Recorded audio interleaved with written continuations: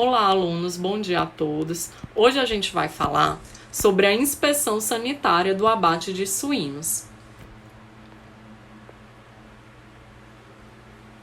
Ao serem retirados das propriedades rurais e encaminhados aos estabelecimentos de abates, os suínos são alojados primeiramente em pocilgas. Essas pocilgas, elas devem estar afastadas a uma distância de pelo menos 15 metros da área de insensibilização.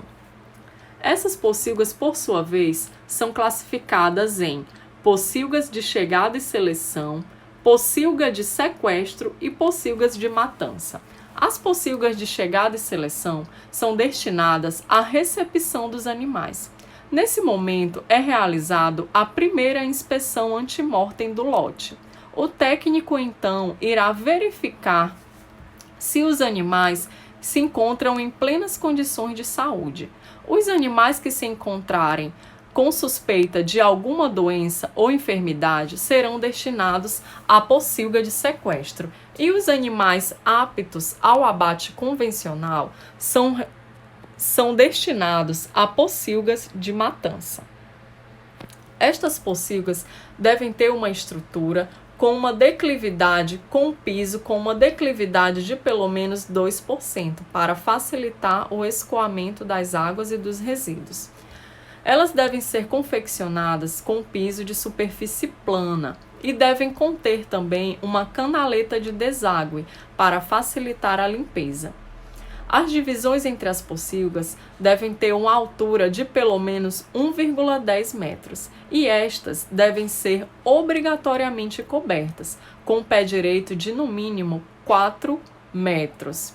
Por que as pocilgas devem ser obrigatoriamente cobertas? Como todos nós já sabemos, os suínos adultos eles sofrem muito estresse pelo calor e a pele deles é muito sensível à radiação solar. Por isso, para melhorar o conforto térmico destes animais durante o período de confinamento pré-abate, é importante que estas pocilgas sejam cobertas.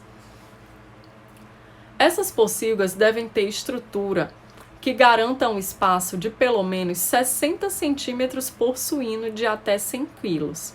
As pocilgas também devem ter bebedouros do tipo aéreo, que facilite o acesso a pelo menos 15% dos animais, ou seja, pelo menos 15% dos animais que estão ali na mesma pocilga devem conseguir beber água ao mesmo tempo.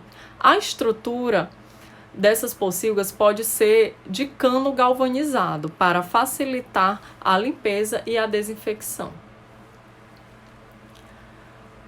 Como estratégia de manejo pré-abate, é importante que se realize o jejum pré-abate, e o embarque desses animais só pode ser feito após pelo menos 6 horas de jejum.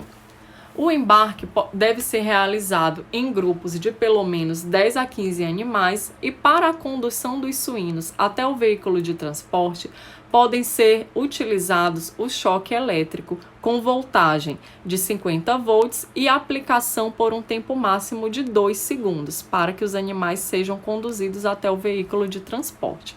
Sendo que esse choque para a contenção e locomoção dos animais não pode ser aplicado nas áreas sensitivas dos suínos, que é a região próxima ao focinho, próxima aos lábios, próxima aos ouvidos, região abdominal ou região próxima ao ânus e testículos.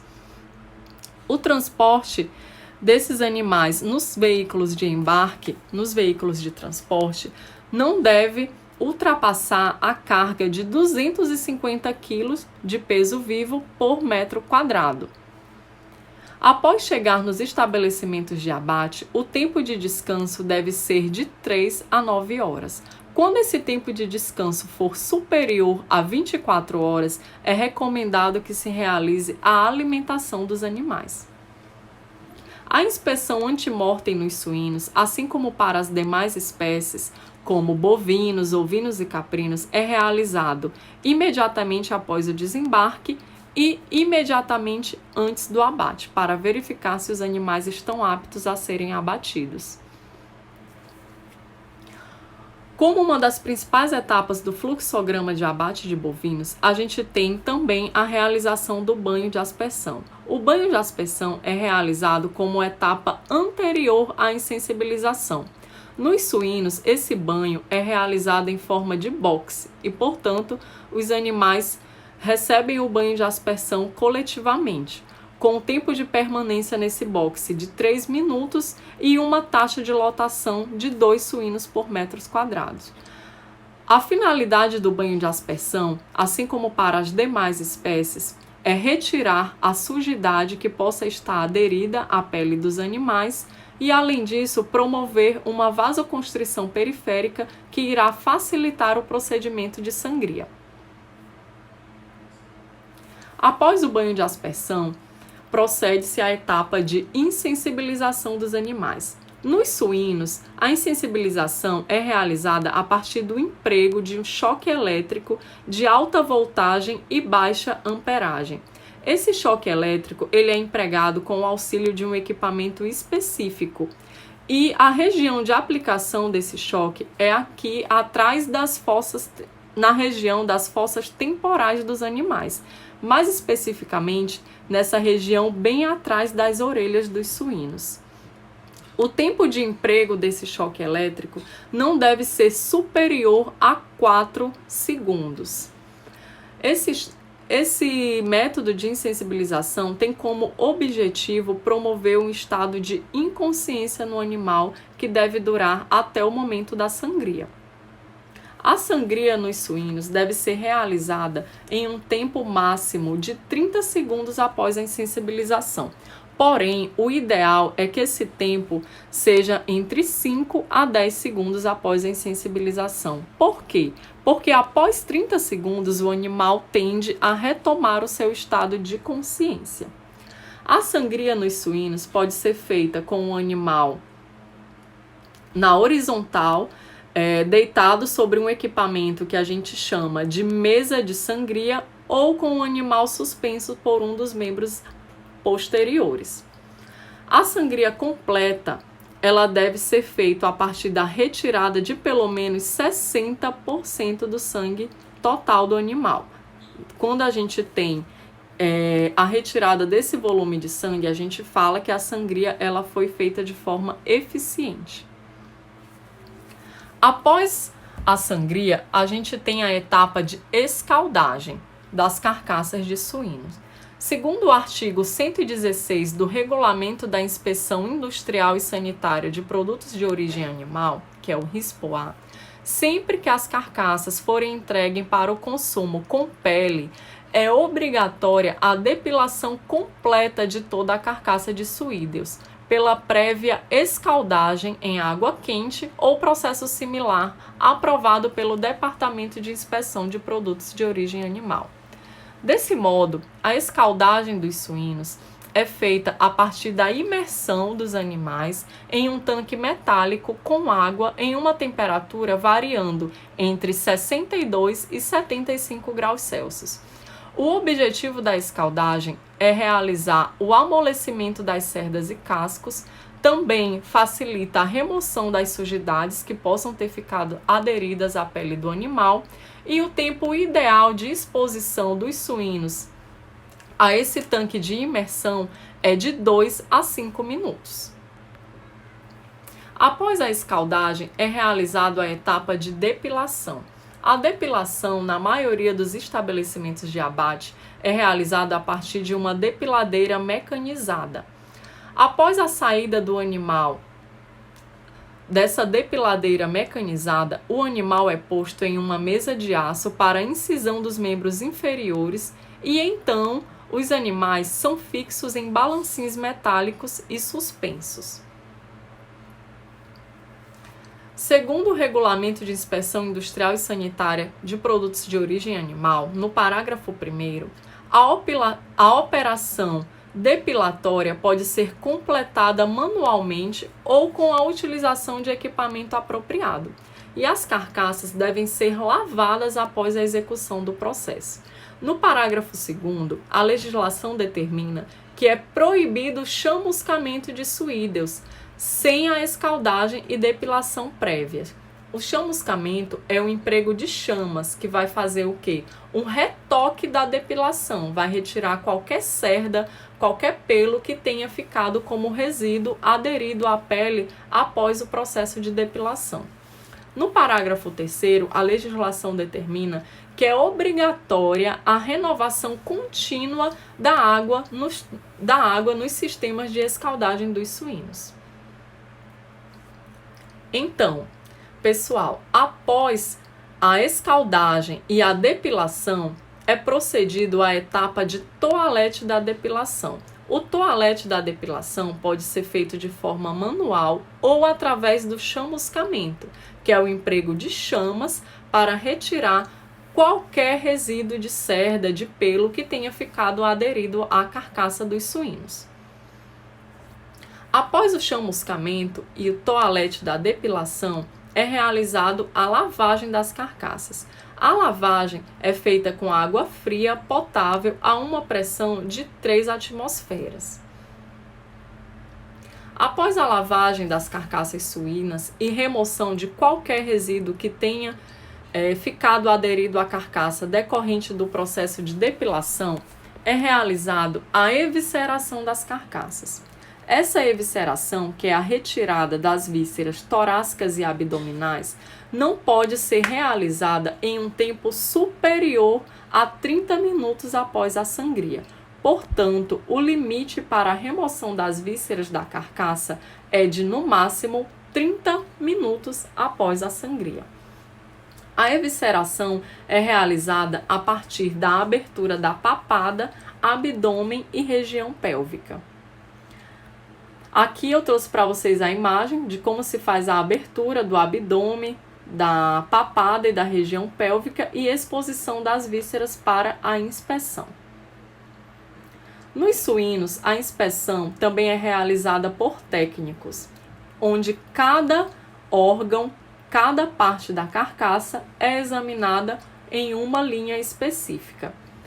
Portanto, na linha A, o técnico irá realizar o exame da cabeça e papada. Na linha B, o técnico faz o exame dos intestinos, estômago, baço, pâncreas e bexiga. Na linha C, é realizado o exame do coração e língua. Linha D, exame de fígado e pulmões. Linha E, exame das carcaças. Linha F, exame dos rins. E linha G, exame do cérebro. Exatamente, porque nos suínos o cérebro ele pode ser dado ao consumo humano.